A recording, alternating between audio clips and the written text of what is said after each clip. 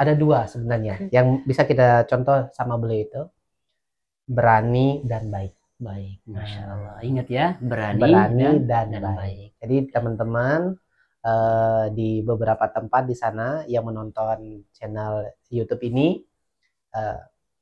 berani dan baik itu merupakan kunci biar kita selamat dalam interaksi sosial. Kadang juga kita baik tapi nggak berani. Nah ini juga kurang. Ada orang berani tapi nggak baik, itu juga sama kurang. Jadi kata beliau itu baku namanya itu ya. Oh, iya, baku istilahnya ya. Jadi ilmunya baku, yaitu baik dan kuat. Kuat, Masya Allah. Assalamualaikum warahmatullahi wabarakatuh. Alhamdulillah wassalatu wassalamu ala rasulillah. Para hadirin yang dirahmati Allah subhanahu wa ta'ala, alhamdulillah pada kesempatan ini kita kedatangan tamu ya, dimana tamu ini adalah tamu spesial terutama buat saya pribadi ya. Saya termasuk penggemar daripada Agim. Hanya saja saya belum pernah melihat Agim secara langsung. Saya biasanya melihat beliau itu di YouTube dan di media sosial yang lainnya.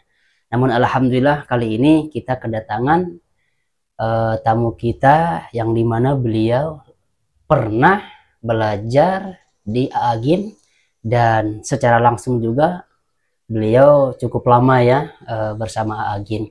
Dan sekarang kita akan tanya-tanya bagaimana pendapat beliau tentang Agim, bagaimana pemahaman beliau, bagaimana penerapan tauhid. Nah, itu yang akan kita perbincangkan sekarang. Nah, jadi kita tanya-tanya dulu ya, nama, pengalaman, dan yang lainnya. Tapi orang-orang biasanya manggilnya apa ini? Mr. Irfan. Mr. Irfan ya. Orang-orang manggilnya Mr. Irfan. Pemilik dari kursusan asrama Kampung Inggris ya. Kampung Inggris Cibiru, Kampung Inggris Bandung, Kampung Inggris di mana lagi? Jatinangor. Di Jatinangor, banyak sekali ya. Nah, itu yang kita pelajari juga nanti di sisi lain beliau. Di samping belajar di Agim, beliau juga Masya Allah luar biasa, bahasa Inggrisnya keren pisan pokoknya mah. Kita akan tanya-tanya beliau ya. Yang pertama, kita panggilnya Mr. Irfan. Mr. Irfan. Mr. Irfan. Baik, Mr. Irfan. Mr. Irfan kan sudah lama nih bersama Agim. Saya termasuk orang yang ngefans terhadap Agim. Tapi sayang sekali saya belum pernah secara langsung ketemu Agim. Saya senangnya di Agim itu beliau tauhid beliau. Tauhid beliau, dan saya ingin dengar secara langsung dari murid Agim sendiri pendapat murid Agim ya. Bagaimana atau Agim ini seperti apa dalam pandangan Mr. Irfan? Sebenarnya saya tidak enak kalau dipanggil sebagai orang yang dekat sama beliau, cuman saya sebagai pengagum saja. Pengagum beliau karena ilmunya sangat bagus kayak gitu, dan di samping itu memang ilmunya itu aplikatif. Iya, jadi aplikatif, tidak theoretical approach, pendekatan teori, tetapi practical approach. Jadi pendekatannya itu aplikatif, sehingga bagi siapapun yang mau belajar sebenarnya itu bisa dilihat dari kesehariannya. Jadi tidak di dalam textbooks, tetapi memang diaplikasikan kayak gitu. Itu sebenarnya yang menarik dari beliau itu. Kalau saya tidak terlalu banyak berinteraksi sebenarnya sama beliau secara fisikal, tetapi memang dulu pernah ikut SSG. Oh, SSG. SSG itu apa? SSG itu singkatan dari Santri Siap Guna. Masya Allah. Santri Siap Guna. Dulu pernah 2 kali ikut, tapi mungkin saya izin mohon maaf karena dulu tidak sampai beres. Sampai beres. Tapi memang sejujurnya suka sama beliau itu. Suka karena beliau orang yang ikhlas. Saya rasa kayak gitu ya. Mungkin orang berpendapat berbeda, tapi saya secara pribadi beliau orang yang baik kayak begitu. Kalau pemahaman beliau bagaimana? Pemahaman beliau mengenai tauhid. Mengenai tauhid. Saya rasa pemahamannya itu bagus ya. Bagusnya itu karena bisa kita lihat dari tindakan beliau. Bagaimana manajemen beliau, bagaimana cara memperlakukan beliau, bagaimana cara pandang beliau terhadap kepopulerannya, pada kekayaan, pada sesuatu yang sifatnya material. Sehingga jadi pemahaman tauhid beliau itu saya rasa itu cocok untuk yang pengen langsung mengetahui tindakan tauhid itu seperti apa dalam implementasi sosialnya. Dalam implementasi, katakanlah umpama begini, ada orang jahat mau dihukum, kita menghukumnya itu tidak boleh dengan rasa benci, tapi kita menghukumnya itu dengan rasa sayang. Terus gimana maksudnya, apa nggak perlu dihukum kayak gitu? Dihukum, tetap dihukum. Nah, tetapi hukuman itu tidak boleh dengan rasa benci. Wah, aku nih bakal menghukum kamu. Nggak boleh kayak begitu. Tapi mungkin sikap kita adalah begini. Mohon maaf, Anda bersalah. Saya dalam porsi saat ini sebagai pelaksana hukuman. Oke, berarti Pelaksana. kalau orang itu salah, jadi kalau diberikan punishment itu punishmentnya karena Allah. Begitu? Nah, betul sekali. Jadi benci karena Allah, sayang karena Allah. Nah, begitu? betul Masya sekali. Allah. Dan ini apa namanya menarik, kan biasanya kita kalau benci sama orang itu adalah bencinya benci tidak terukur, uncontrolled, tidak terkontrol. Tapi kalau saya lihat beliau itu umpama mau menghukum santrinya itu dengan kasih sayang. Nah, umpama maaf ya santri, umpama ini mau dihukum, tolong siap-siap ya. Nah, jadi santrinya siap-siap. Oh, dikasih tahu dulu ya. Iya, siap-siap. Dan jadi kita sebagai santri umpama kayak begitu, akhirnya ngerti bahwa saya dihukum ini bukan karena saya dibenci, tapi merupakan konsekuensi dari apa namanya penjelasan awalnya, agreement, persetujuannya. Nanti kalau ada yang berbuat salah begini ya hukumannya, setuju. Nah, jadi komitmen terhadap agreement sebelumnya kayak gitu. Nah, ini saya rasa bagus kayak gitu, bagus, sehingga jadi siswa itu tidak benci sama gurunya, guru itu sayang sama siswanya atau pada santrinya. Itu yang menarik sekali. Karena biasanya kita itu lepas kontrol kalau marah kayak gitu ya. Apalagi kalau orang tersebut memang kita benci personalnya ya. Nah, betul. Kita berbicara tauhid ya, tentunya ini juga membicarakan tentang akidah gitu ya. Akidah, tauhid. Saya pernah nonton video beliau ketika beliau ditanya tentang akidah Ahlussunnah wal Jamaah, tentang terutama di mana Allah itu. Beliau sederhana ngejawabnya. Sudah, kita imani saja apa yang ada di dalam Al-Qur'an. Beliau ini saya tonton sendiri ya video beliau. Allah berada di atas arsy, udah kita imani saja, selesai, tidak usah dipermasalahkan. Nah, ketika beliau menjawab ini, tidak ada yang meng-counter beliau. Betul. Sedangkan ustadz-ustadz yang lain, Allah alal arsy istawa, langsung rame. Betul. Nah ya, tapi Agim saya lihat kok tidak ada yang memprotes. Betul. Dari kalangan tetangga sebelah, misalnya dari organisasi yang termasuk organisasi terbesar di Indonesia ya. Tapi tidak ada yang meng-counter beliau. Oh, Agim ini pemahamannya salah. Masa Allah di atas arsy berarti membutuhkan tempat. Tapi kalau ustadz yang lain menyampaikan bahwa Allah itu di langit begitu. Banyak yang meng-counter. Tapi Agim tidak ada, ini bagaimana bisa demikian? Sebenarnya secara pribadi saya tidak punya ilmu ya akan hal tersebut kayak gitu. Tidak punya ilmu, sehingga untuk di mana Allah, tempatnya di mana, apakah bertempat sebagai bertempatnya benda, itu mungkin saya tidak punya ilmu akan hal tersebut ya. Tetapi yang jelas yang saya lihat dari beliau itu adalah mencari solusi akan suatu masalah. Jadi beliau itu gimana cara mencari solusi. Jadi bersama aja kayak gitu. Bersama akhirnya dengan tujuan bahwa tanpa menimbulkan perpecahan atau umpama salah cara pandang akan sesuatu. Tapi beliau lebih menekankan pada tindakan. Karena bukan pada konsep pemikiran. Contoh teori barusan itu ya, pemahaman kebarusan. Mungkin sebagian orang memahami bahwa Allah bertempat di atas karena Allah nunjukin di atas kayak gitu ya. Tetapi bagi saya ya yang memahami hal tersebut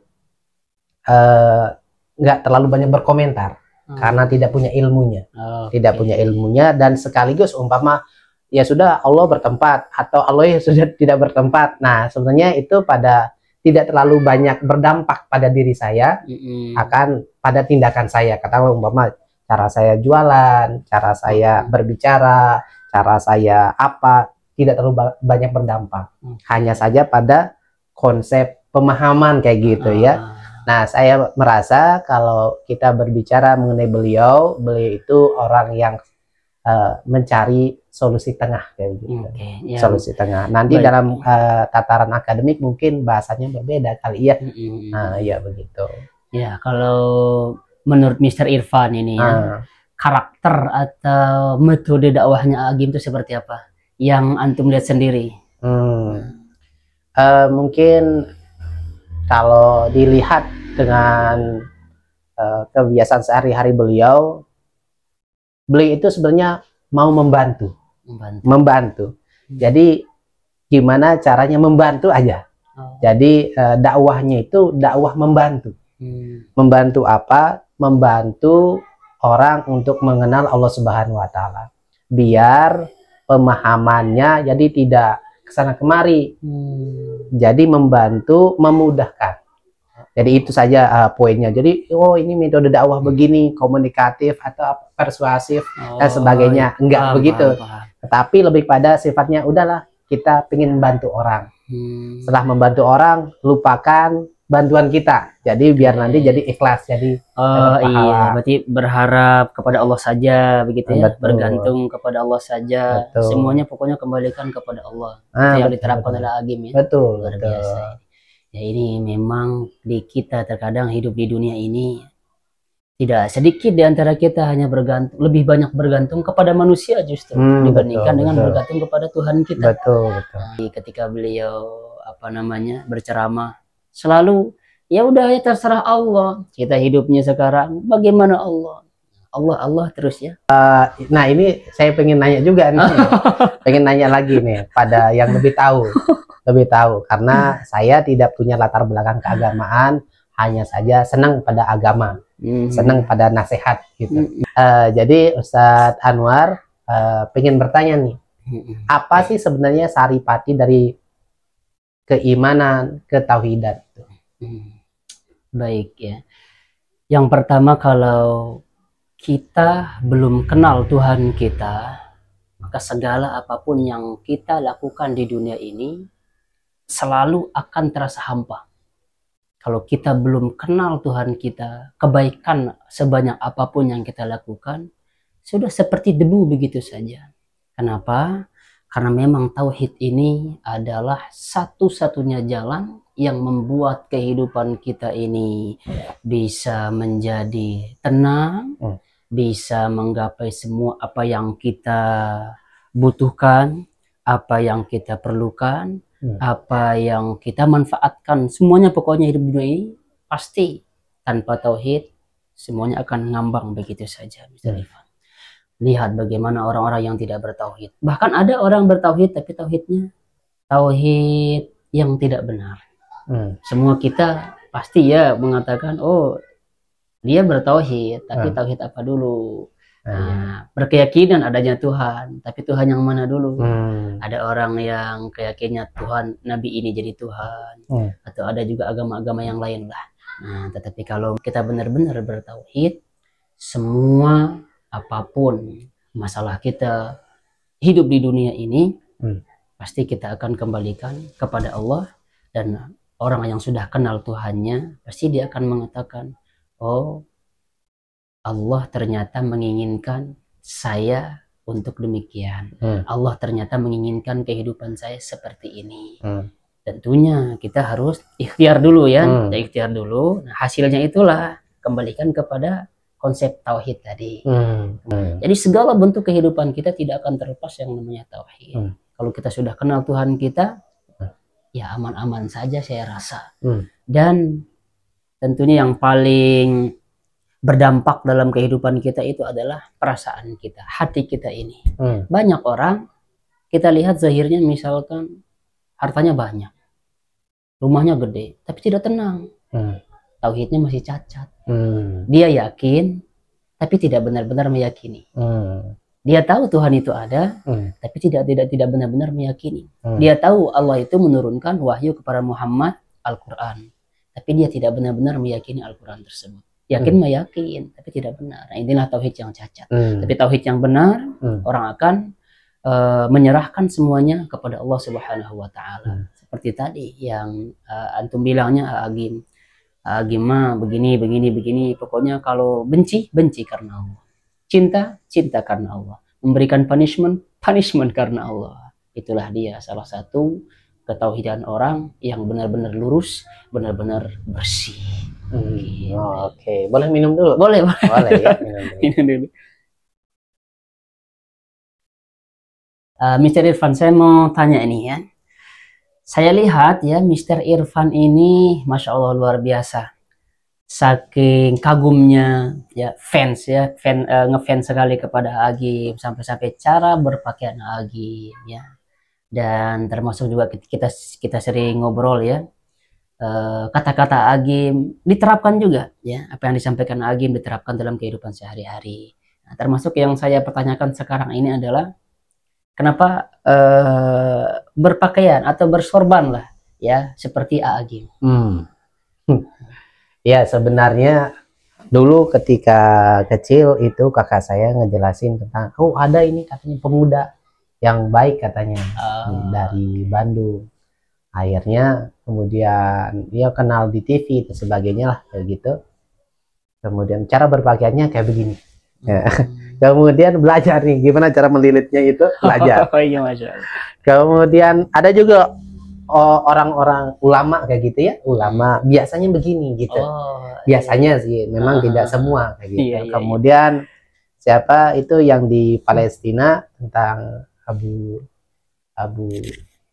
siapa namanya ya, yang kemarin itu berpakaiannya juga begini. Wah, jadi rata-rata orang baik gini gitu. Jadi pengen ngikutin aja karena nggak punya ilmunya, jadi paling tidak gini aja lah dulu. Sama kayak gitu. Mudah-mudahan kita ketularannya jadi orang baik. Iya kayak gitu. Iya. Cuma jadi senang aja kayak begini itu karena biar nggak terlalu dingin juga sih sebenarnya. Jadi nggak terlalu dingin. Gitu. Sekaligus jadi helm juga kayak gitu.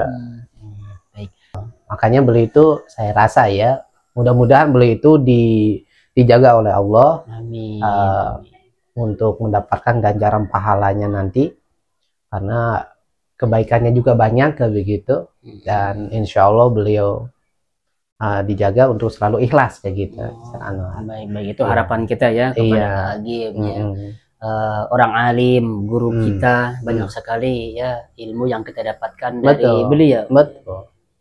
Betul. Kemudian sekarang saya mau nanya ini dulu Ustadz Anwar ya. Kalau Ustadz Anwar melihat Agim itu seperti apa? Melihat Agim ya? Iya. Saya lihat, kan saya tidak secara langsung ya, belum tentu apa yang saya lihat di YouTube dengan faktanya di lapangan itu kan belum tentu sama. Tapi yang saya lihat ya ceramah-ceramah beliau ini adem begitu, Sir. Tentang tauhid. Beliau juga kalau berdoa saya tidak tahu ya kenapa beliau kalau berdoa saya suka nangis. Kadang beliau kan setiap berdoa itu nangis. Itu ciri hati orang yang lembut. Orang lembut ya. Saya sangat kagum kepada Agim dan mudah-mudahan nanti saya bisa ketemu. Kita kemarin ke Darut Tauhid nggak ketemu sama beliau. Saya sama istri ke Darut Tauhid nggak ketemu juga sama beliau. Belum waktunya ya ketemu sama beliau dan mudah-mudahan nanti bisa ketemu sama Agim. Yang kesimpulannya dari saya di Agim ya, ceramah beliau itu adem. Penyampaian beliau juga santai, sederhana, tapi punya kekuatan. Benar. Punya kekuatan Agim ini. Mudah-mudahan lah nanti saya bisa ketemu sama Agim nantinya. Saya juga bisa, sejauh ini saya masih belajar dari YouTube ya, mengenal Agim itu dari YouTube. Dari TV dulu mah pertama, sebelum ada YouTube kan di TV. Nah, beliau ciri khasnya berbicaranya itu loh ya. Gimana sih ciri khas beliau itu berbicaranya? Santai ya pokoknya, punya ciri khas tersendiri beliau. Iya, saya secara pribadi senang sama murid-murid beliau. Oh iya, murid-murid beliau itu baik-baik juga. Jadi baik-baik. Sekarang ada siapa? Ko Denis ya. Saya senang Ko Denis ya, Ustadz. Ustadz muda Denis, itu ya. iya. Oh iya benar. Betul. Beliau baik. Kemudian istrinya juga baik. Kemudian santri-santri yang lain juga baik. Pokoknya saya rasa baik semua kayak begitu. Nah, dan saya secara pribadi seneng sama orang yang baik. Maka semakin banyak orang yang baik, maka semakin bagus kayak gitu. Betul. Bahkan kita katanya Allah itu akan memberikan keberkahan gitu ya. Kalau banyak orang yang baik. Maka kalau nanti ada muncul lagi ada ustadz seperti Ustadz Anwar, kemudian ustadz-ustadz yang lain, nah kita itu niatnya harus seneng, harus seneng. Karena semakin banyak orang baik maka Allah akan memberikan keberkahan semakin besar lagi. Nah, jadi hobi kayak begini itu harus dikembangkan sebenarnya. Iya, karena sangat bagus, karena katanya hati yang hidup itu adalah hati yang senang melihat kebaikan. Luar biasa. Iya, hati yang hidup itu adalah hati yang senang melihat kebaikan pada orang lain juga. Senang juga menerima kebaikan. Betul. Ya, senang menerima saran-saran yang baik. Gitu. Betul. Berarti itu hati yang hidup. Hati yang hidup. Ada nih yang menarik. Ada nih yang menarik dari beliau itu adalah berani. Berani. Ini saya rasa banyak di antara orang tidak berani. Berani apa? Berani berbicara tentang kebenaran. Ya, kadang-kadang kita tahu benar tapi nggak berani ngungkapin kebenaran tersebut. Atau umpama kita tahu benar tapi ragu-ragu. Iya, ragu-ragu. Sebenarnya seperti kata Ustadz Ko Denis bahwa kita itu memang harus berani untuk membela kebenaran. Walaupun nanti banyak cercaan, tapi hanya cercaan tersebut hanya untuk awal-awal. Jadi semakin kita lalui, semakin berkurang sebenarnya cercaan itu. Orang itu sudah melegitimasi bahwa kita mengambil jalan yang ini. Jadi kebenaran itu, keberanian itu penting di dalam Islam itu. Penting sekali. Kadang banyak orang ya tidak berani menyampaikan yang benar. Betul. Nanti jamaahnya berkurang. Nanti jamaahnya juga nggak mau sama dia lagi. Atau tidak sesuai misalkan dengan harapan jamaah, tidak sesuai dengan kebiasaan jamaah, lalu kemudian si ustadz menyampaikan ini salah. Kadang ada beberapa orang yang tidak berani menyampaikan hal itu. Ya Agim berani ya. Berani. Ini yang patut kita contoh dari beliau ya, alhamdulillah. Ada dua sebenarnya yang bisa kita contoh sama beliau itu, berani dan baik. Masya Allah. Ingat ya, berani dan baik. Jadi teman-teman di beberapa tempat di sana yang menonton channel YouTube ini, berani dan baik itu merupakan kunci biar kita selamat dalam interaksi sosial. Kadang juga kita baik tapi nggak berani, nah ini juga kurang. Ada orang berani tapi nggak baik, itu juga sama kurang. Jadi kata beliau itu baku namanya itu ya. Baku istilahnya ya. Jadi ilmunya baku, yaitu baik dan kuat. Masya Allah. Alhamdulillah ya, banyak sekali kita dapatkan. Masih sedikit ininya informasi tentang Agim. Belum lagi yang lainnya. Karena kita terbatas waktu ya, Mr. Irfan. Sebentar lagi azan. Kita cukupkan sampai di sini dulu. Mudah-mudahan ini ada manfaatnya ya. Insya Allah lain kali kita akan berjumpa lagi. Terima kasih. Subhanakallahumma bihamdika asyhadu an la ilaha illa anta astaghfiruka wa atubu ilaik. Assalamualaikum warahmatullahi wabarakatuh.